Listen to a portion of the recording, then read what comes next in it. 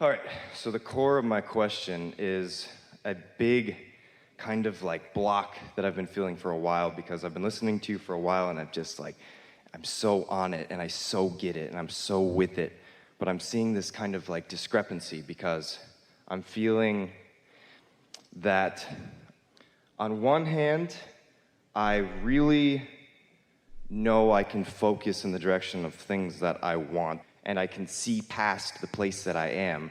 I can really see the potential of things. But I've seen in myself a tendency to ignore some things that are, and in doing so, try to push them away, which makes them grow.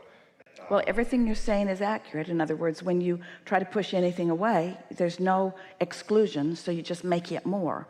So anytime you try to push something away, you just introduce it in a stronger way into the equation, which causes more resistance. Yes, and it builds and builds and builds. Before you go further, we just want to insert an analogy, an example of something that everyone can relate to rather easily. Picture yourself tuning some electronic device, and while there is thought about it, maybe you're even looking at a gauge, and maybe you even know what frequency you're reaching for. So that's the thought. You're trying to find a specific frequency, but isn't the feedback to what you are finding even more important than the deliberate intention of finding it? Do you follow what we're getting at? Yes. We've been saying you create your own reality, and thoughts create, and you get what you think about whether you want it or not. So that's all thought, which makes you get a little worried about your thoughts. We see you thinking and then trying to take the thoughts back before law of attraction gets hold of it. Cancel. Well, we prefer that you understand that it's more like thinking and feeling, thinking and feeling, thinking and noticing, thinking and noticing. It's like any artist, whether they're painting or sculpting or even creating something musically, they are doing the thought thing, but then they are taking the feedback, and from the feedback they are responding with them. Smoother thoughts, more responsive thoughts. Yes? So this applies here, doesn't it? Totally. Yeah, okay. I see that because, like, I see when I try to drag, like, there's a difference between feeling that and knowing where I'm gonna go. But you see, you know what you're talking about, and this is the perfect time in this conversation for us to have this discussion. You are talking about what we were just talking about what am I under the influence of when I'm doing the thinking, when I'm taking the action. Because sometimes you're aware that it isn't going the way you want it to, and so then you start trying to figure out what to do to improve it, and you never get good answers then. And sometimes you're in the receiving mode, you're just feeling satisfied, and you're moving from the feeling of inspiration. But here's what's tricky for you, and it doesn't need to be. We're going to clear it up right now. You all really want to practice what the receiving mode from this receiving mode feels like and what the receiving mode from something else feels like. You want to practice what influence you're under. When you feel an emotion, whether it feels good or bad to you, just ask yourself, is this a satisfying feeling or not? And once you figure that out, and that's so easy to do, then if it's a satisfying feeling, then say, I'm in the receiving mode, I think I will proceed. And if it isn't a satisfying feeling, then I'm under the influence of my own doubts, my own fears, my own worries, somebody else's paranoia, somebody else who thinks they know better than me, blah, blah, blah, blah, blah. And the reason that this matters, this is the analogy that we've offered for years, and we like it so much. Esther remembers being in San Francisco for the first time and seeing those hills that people were actually driving on. She couldn't get it out of her mind. She couldn't believe that she was going to drive up that hill, and she couldn't believe she was going to drive down that hill. It was unlike anything she ever thought anybody should be driving on. And so we said, imagine being stopped at the top of the hill. You can see the bay way down there, way down there. So take your car out of gear, take the parking brake off, put it in neutral, in other words, get behind it and just bump it and see what happens. Just for fun, see what knocking your car forward a few feet will accomplish. Well, it's pretty clear what would happen, but maybe you come to your senses and you think, whoa, whoa, whoa, whoa, whoa. So before it really gets rolling, you just stand out in front of it and you let it bump you, but it stops because there was so little momentum. It took very little to stop it. But you wouldn't want to be down there at the bottom at the bay trying to stop that car right before it went in, because it would take you in with it. So momentum is an obvious conversation, but most people don't think about momentum of thoughts. Thoughts, everything. Law of attraction causes momentum in everything, because if you hold a thought for as little, we used to say 17 seconds, now we're saying closer to 16 seconds, it's somewhere in there. If you hold a thought for as little as 16, 17 seconds, 16, 17 seconds, some 16, 16 seconds, if you're holding the thought for that long, another thought like it will join it. And if you now hold that thought, another thought like it will join it, until once you get over a little over a minute of that kind of momentum, now there's enough momentum in law of attraction to affect something that you will notice with your physical senses. It doesn't take much. Now, most people think that that's too short of a time. For a while, when we first started talking about that, people were carrying timers around, and we encouraged them to cut that out. They're trying to hold a thought without contradicting it for a little while. The reason that seems like an inordinately short period of time to most people is because most people do not hold a thought without contradiction for even 16 seconds. You've got this thought but going on because you've been trained to be so objective, so weighing the pros and the cons and the pluses and the minuses, that you don't really very often deliberately get a thought going. Well, that's why we don't want you to train your thoughts. It'll make you crazy. We want you to care about being satisfied, because that's the response to the thought. And just looking for something that feels satisfying, caring about being satisfied, which is the same thing as saying care about being in the receiving mode, which is the same thing as saying care about being in a vibrational equivalent to everything that you want that's in your vortex and your inner being. Oh, there's power in that.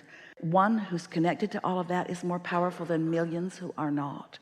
There is so much leverage in your own absence of contradicted energy, and yet almost no one is working at that at all.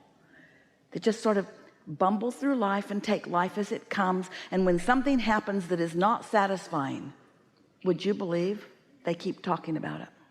They keep talking about it. Keep it going. Do you know something could have happened to you 20 years ago? Remember that thing? And it would not be affecting your now vibration at all. It wouldn't even be in the mix if you weren't talking about it 19 years ago and 18 years ago and 17 years ago and 16 years ago and yesterday. And a lot of reason you talk about it is because you're trying to justify something, maybe, or maybe you're trying to entertain. But the point that we're making is you keep things that weren't satisfying when they happened active in your vibration, and they continue to not be satisfying, and they continue to pile up on you and be the reason that these new fresh things that you just found don't just flow instantly and easily into your experience. Life is supposed to be fun and fast. Yeah. All right, so yeah, so I get all that, and I can feel when you sat down, you said, I have this big, maybe you used the word block. I did, yeah. Let's go right there. Okay, so the block is, when is it advantageous to focus on those unsatisfying things that Never. happened? But that's when. But then how do you move them out of your experience? Because like I said, Can't move anything you're looking at. But it sticks to you like glue. So I know that. But it's like, it's almost as if part of my awareness is focused on where I want to be, but part of it just does not let go, and it just like... But we're explaining to you what you're doing that doesn't let it go. You can't look forward and behind you at the same time. Pick one. But how do those things, how do they stay active then? Because I do so much looking forward. The reason that it feels not just difficult, but close to impossible, and others are agreeing with you, what we just told you to do doesn't feel possible because law of attraction keeps bringing it to you. So you have to find a way of focusing in a way that law of attraction doesn't bring it to you, which means you've got to deactivate it. Well, deactivate. when you decide to deactivate something, guess what you do?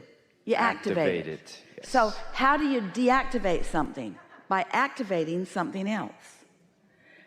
Or reboot. Shut it all down. We are recommending a lobotomy.